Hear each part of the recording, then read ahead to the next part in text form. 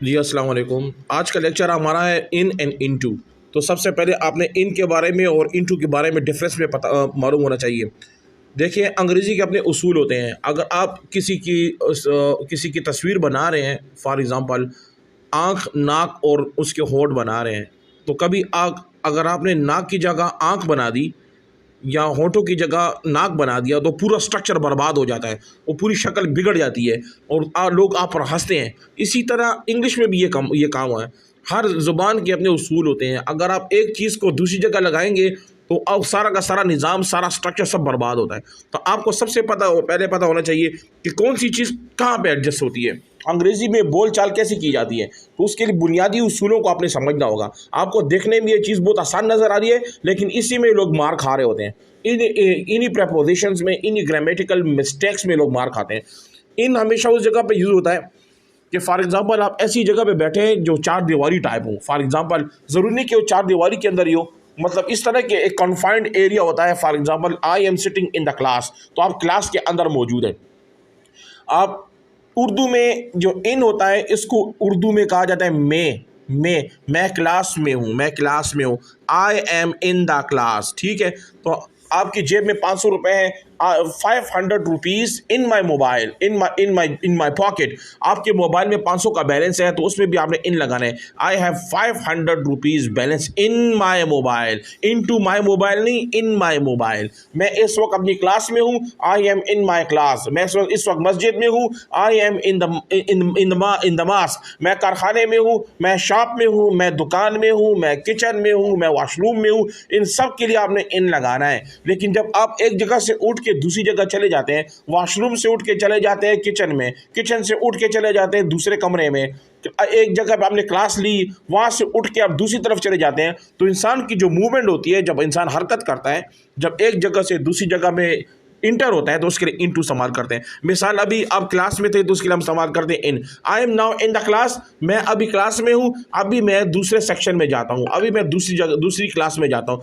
I am in now in the class, now I am going in to का मतलब है कि आपके कदम चल रहे हैं, आपकी टांगे चल रही हैं, आप मूवमेंट कर रहे हैं। या कोई एनिमल, कोई जानवर, कोई भी जानदार चीज़ या बेजान चीज़, जानदार या बेजान चीज़, अगर वो एक जगह से दूसरी जगह मूवमेंट कर रही है, एक इलाके से दूसरे इलाके में इंटर हो रही है, तो उसके लिए आपने भी इनटू इस्तेमाल करना है। जैसे गाड़ी है, तो गाड़ी अगर गाड़ी जो है वो किसी पार्किंग में इंटर हो रही है, तो आपने इस तरह बोलना है, the car is going in to the workshop, ठीक है, in to the workshop, in to the parking. अगर वो गाड़ी आगे जाके खड़ी हो जाती है, वो एक जगह पे पड़ी हुई है, उसके लिए अब आपने इन इस्तेमाल करना है। Now the car is in bargain, now the car is in now the car is in car parking, now the car is in hotel, in restaurant, in college, in university. तो इसका मतलब है इन और इन टू में ये फ़र्क है कि एक जगह से जाके दूसरी जगह में इंटर होना, दाखिल होना, उसके लिए इन टू यूज़ किया जाता है। इसका मतलब है, मिसाल, अभी आप क्लास ले रहे हो, आपने क्लास ली हो, क्लास लेने के बाद आप जो है ना, क्लास लेने के बाद आप दूसरे क्लास में जा रहे हैं, तो we are going in to another class. हम बाजार में इंटर हो रहे हैं, we are entering in to the bazaar, ठीक है। हम दुकान में इंटर हो रहे हैं, we are entering in to the shop या इन to the market.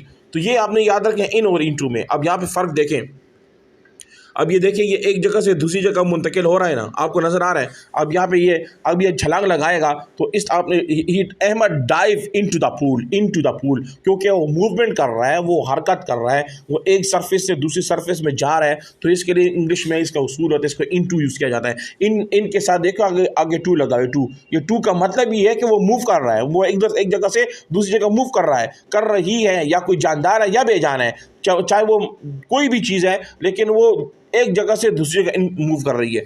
Ahmad is diving in to the pool, समझ आ रही है आपको? हाँ, तो इन और इन टू में ये डिफरेंस आना चाहिए। अब ये फ्रॉग एक जगह पे खड़ा हुआ है, ठीक है, तालाब में है। The frog is in pond में, ठीक है, एक तालाब में है, पोंड में है। लेकिन अगर वो पोंड में है, पत्ते पे खड़ा हुआ है, ठीक है, और छलांग लगा रहा है पानी के अंदर, तो अभी यहाँ पे इन टू यूज़ होगा। समझ आ गई आपको? तो इसका मतलब है the frog is jumping into the frog is jumping frog is jumping into the water. ठीक है, आपके हाथ में ये गिलास का पानी है। आई एम पोरिंग, पोरिंग का मतलब डालना। आई एम पोरिंग, मैं डाल रहा हूँ, मैं डाल रहा हूँ क्या? दूध को गिलास में। ठीक है, दूध को गिलास में। I am pouring milk into into the गिलास। समझ आ गई? क्योंकि वो पानी हरकत कर रहा है, जैसे ये छलांग लगा रहा है पानी में, तो इसके लिए भी आपने इनटू का इस्तेमाल करना है। तो ये ग्रामेटिक, ये छोटी छोटी गलतियाँ होती हैं। सिर्फ एक किश्ती को डुबाने के लिए एक छोटी सी सुराख काफ़ी होती है। जब एक सुराख आप करेंगे तो सारी की सारी किश्ती डूब जाती है। तो इसी तरह अंग्रेज़ी में भी ये कवानीन होते हैं। फेल होने के लिए सिर्फ इन की जगह इनटू डाल दें, आप इनटू की जगह इन डाल दें, आप फेल हो जाएंगे। इसी वजह से मामूली गलती आपको बर्बाद करेगी। तो इसका मतलब यहाँ पे देखें कि ये आप एक जगह से दूसरी का छलांग लगा रहे हैं, तो इसमें भी आपने इनटू का यूज़ करना है। तो आप छोटी सी गलतियाँ हैं तो उसको आपने नोट करना है। The frog is jumping into the water, the frog is jumping into the water. ठीक है, ही जैसे ये आप खुद हैं और आप कॉलेज में इंटर हो रहे हैं, आप रोज़ाना स्कूल जाते हैं, रोज़ाना कॉलेज जाते हैं, उसके लिए आप किसी जगह में इंटर हो रहे हैं। ठीक है, तो आप I am entering into the college, into the university, into the bazaar, into the kitchen, into the washroom, into the university. तो इसका मतलब है ये मूव कर रहा है। अगर ये अंदर चला जाता है और अंदर जाके इसको कोई कॉल करता है कि तुम किधर हो, तो ये कहेगा कि आई am in the university, I am in the university, क्योंकि यूनिवर्सिटी में अंदर आ गया है। अगर वो यूनिवर्सिटी में एक जगह से बाहर निकल रहा है, अगर अंदर जाके उसको कोई कॉल करे कि अंदर के लोग इसको कह रहे हैं कि आप बाहर जाके बात करें, तो ये फ़ोन पर दूसरे बंदे को ये बोलेगा कि I am coming out, I am coming out, please wait for me, now I am going into the main parking, मैं बाहर की तरफ जा रहा हूँ, बाहर की तरफ। ठीक है, तो into की समझ आ गई आपको? टीचर अभी क्लास में है, the teacher is in the class. I am busy इन, अब जिस मिसाल के तौर पर एक शख्स कहता है कि यार मैं कुरान की तिलावत में मसरूफ़ हूँ। I am busy in recitation, मैं कुरान में बिजी हूँ। इन, ठीक है, in I am busy in recitation, मैं कुरान पढ़ने में मसरूफ़ हूँ। ठीक है, तो इसी तरह मैं ज़कात देने में मसरूफ़ हूँ। मैं, उर्दू में जो मैं आता है ना, मैं, उसके लिए आपने हमेशा याद करना है, उसके लिए आपने इन लगाना है। I am busy in giving zakat, मैं ज़कात देने में मसरूफ़ हूँ, ज़कात जमा करने में मसरूफ़ हूँ। I am busy in collecting, जमा कवल, जमा करना। I am busy in collecting the zakat, ज़कात को अंग्रेज़ी में चैरिटी भी कहा जाता है। अहमद ज़कात देने में मसरूफ़ है। Ahmad is busy in giving charity, किसी को देने को कहते हैं गिविंग, देने को कहते हैं गिविंग, लेने को कहते हैं टेकिंग। मिसाल, जो टोपी वाला दे रहा है और ऐनक वाला जो है दूसरा बगैर टोपी वाला ले रहा है, तो जो ले रहा है वो टेकिंग है, जो दे रहा है वो गिविंग है।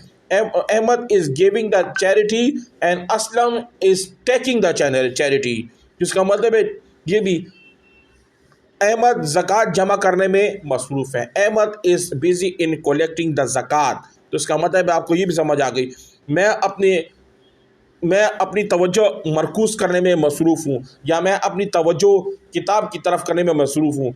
I am busy in may, I am busy in taking interest in my book, in my education.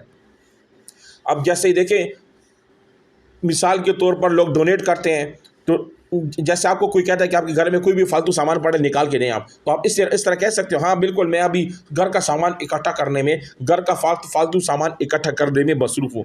I am busy in collecting, I am busy I am busy in collecting the clothes, in collecting the paper, in collecting the books. अच्छा, ये ऊपर वाले लोग ज़कात ज़कात लेने में मसरूफ़ हैं। They are busy in taking the ज़कात।